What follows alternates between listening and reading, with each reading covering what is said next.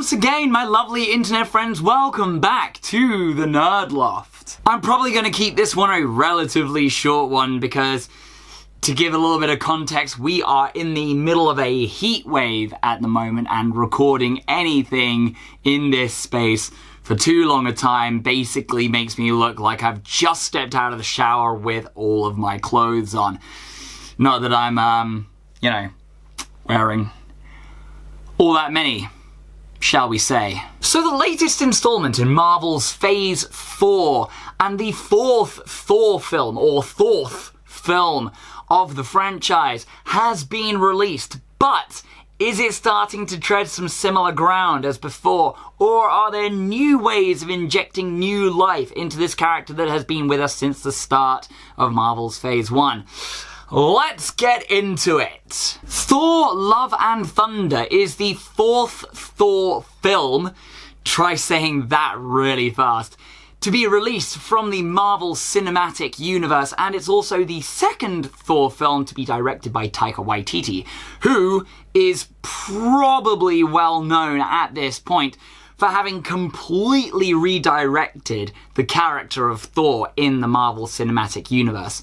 When Thor Ragnarok came out, it really changed up what the character was about and what could be done with him. And I think that Taika Waititi did a really good job of kind of leaning into the campy ridiculousness of the character. There is only so much seriousness that you can give to Thor, who is meant to be essentially a Norse god on Earth. So the fact that Taika Waititi kind of took this character, turned it on its head, showed us a little bit more of the ridiculous side of Thor, while still having him be a legitimate hero in the eyes of the audience, was something really groundbreaking for that character, and kind of made everyone love that character again. Thor: Love and Thunder gives us a lot of the same stuff as what we came to love about Thor Ragnarok.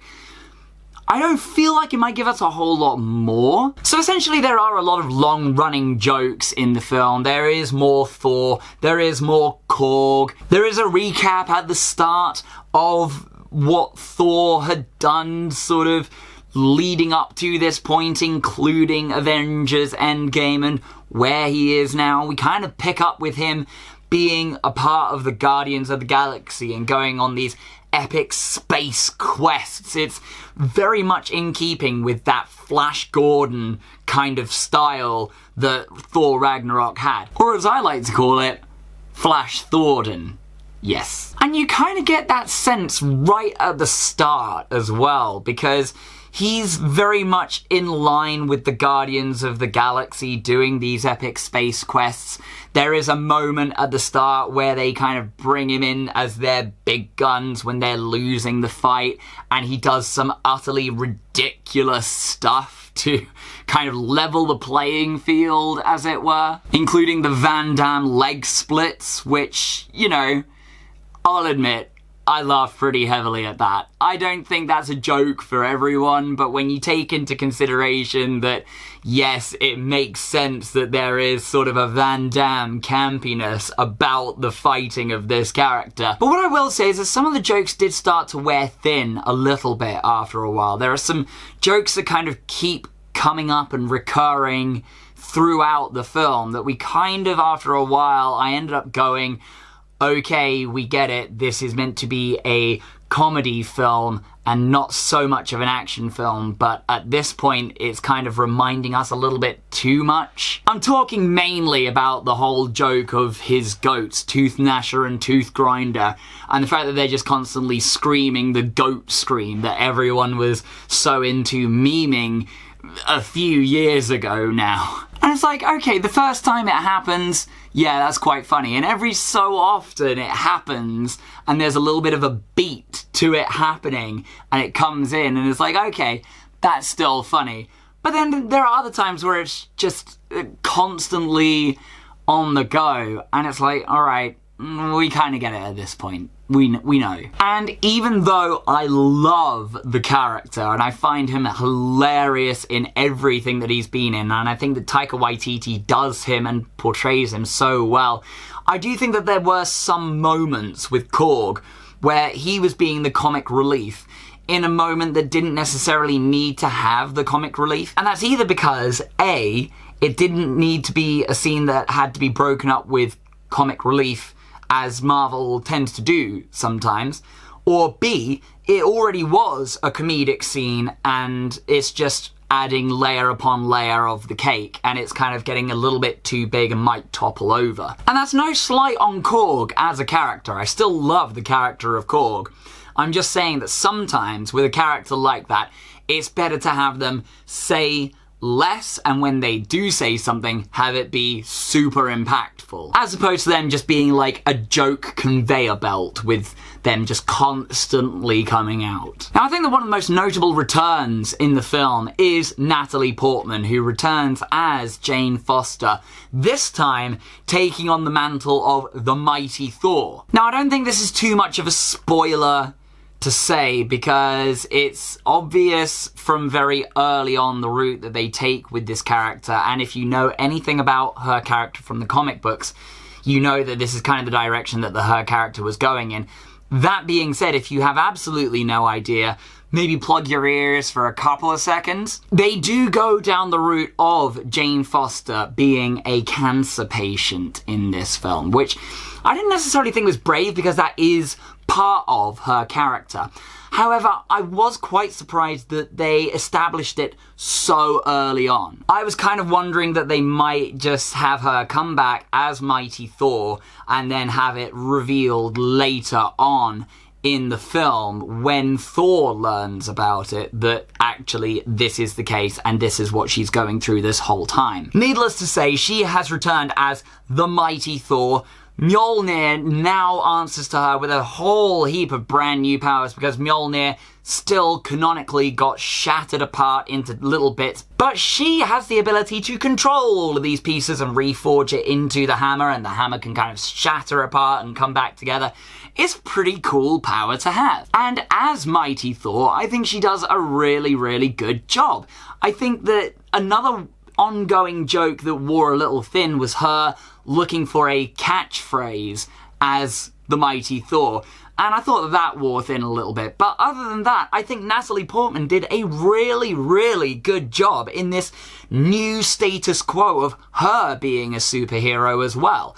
I think that she really stepped into it a lot, took it up, and frankly, she looked the part as well. She'd obviously trained really hard for this role, and I think that she took it on really, really well and enjoyed playing the character and had a lot of fun doing it. That being said, the biggest love triangle in the film is between Thor and Stormbreaker and Mjolnir, because it's pretty obvious which one he wants, and it's pretty obvious which one wants him. And the fact that you can give inanimate objects a certain amount of sense of sentience in this film was also kind of funny, but it does make you question to what level their sentience goes. Now, it does bear mentioning that Christian Bale is in this film as Gore the God Butcher, one of the biggest enemies that I believe Thor might have ever faced in the comic books, and he does a really good job in this character as well. But at the same time, his motivation is that gods don't care about the people that worship them, so why should they be allowed to exist if the belief system that they have isn't directly affecting the gods? It's interesting because you see later on Russell Crowe as Zeus, and he was actually outwardly announcing winners of a competition to see whose god could get the most people to sacrifice themselves in their name, and outrightly said that people don't really matter to gods. And it was in that moment that I thought, well, is Gore maybe got a point? Like, is there actually a little bit of a balance between the opinions of what Gore has and what the other gods have? Like, is there maybe a distinguishing moment that will actually set him over as the villain? Or actually, is he, to an extent, right in offing some of the gods that don't care about people like him or what he used to be? And I feel like Marvel in their Phase 4 are doing a lot of stuff like that. They obviously saw something in Thanos and saying, oh, well, maybe Thanos has a point. So a lot of their other villains have to be kind of ones that you have a certain amount of sympathy with. And I don't think that has to be applicable across all villains, across all Marvel films.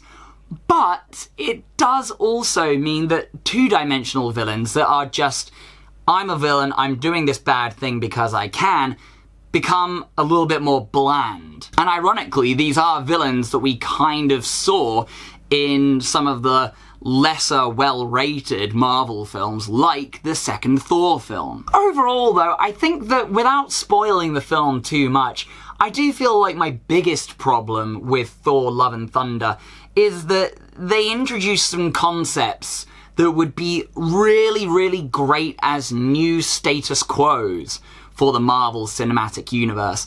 But by the end of the film, you realise that they don't want to stick to their guns enough to make it permanent. It's kind of like, we're introducing a new status quo, but don't worry, it's just going to be for this film.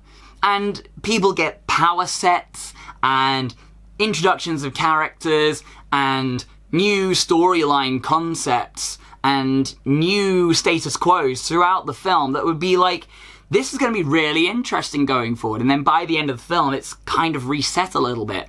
And I feel like Marvel don't want to stick to too strong a new status quo, even though Thor Ragnarok, by the end of that film, had established something entirely new altogether. And I thought that was great. But I suppose there is always time for them to re-establish that status quo somehow. Once they've kind of sprinkled the seeds of it already being there, they can potentially go back to it. But I guess only time will tell. So, with that in mind, Thor Love and Thunder gets 3.5 stars from me. I feel like it would have been a little bit higher if Marvel Studios had decided to stick to some of the status quo introductions that they had in this film a little bit stronger. But that's maybe going to be apparent from later on in later phases. I have no idea. Did I enjoy watching this film? Yeah, it was hilarious in places. It had a decent amount of action.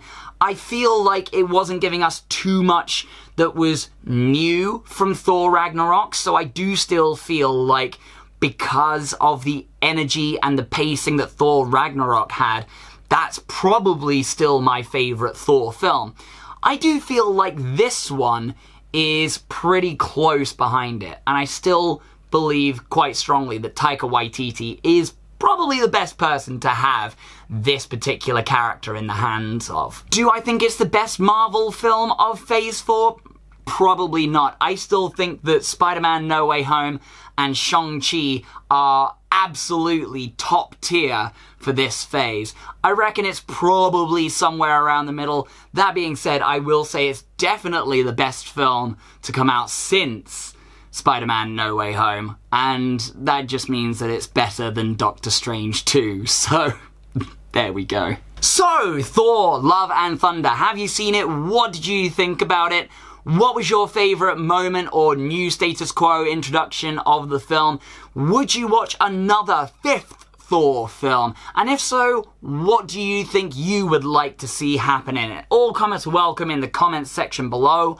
Let's talk nerdy. Don't forget that we are still releasing our podcast Back to the Reviewture, which is available across all podcast platforms and is now releasing on this YouTube channel. This one that you're watching right now. Right now, this one. So if you have any suggestions, if you want to get in contact with the show, or if you would just like to subscribe and leave a rating, all of those would be fantastic. So go ahead, have a listen, let us know what you think. As always, if you've liked what you've seen here and you want to see some more, you can click right here to subscribe and see some more funky, fresh videos from yours truly. And until that point, even though the joke wore thin after a while, I do feel like Tooth Gnasher and Tooth Grinder did serve the purpose of announcing my internal monologue, especially in this heat.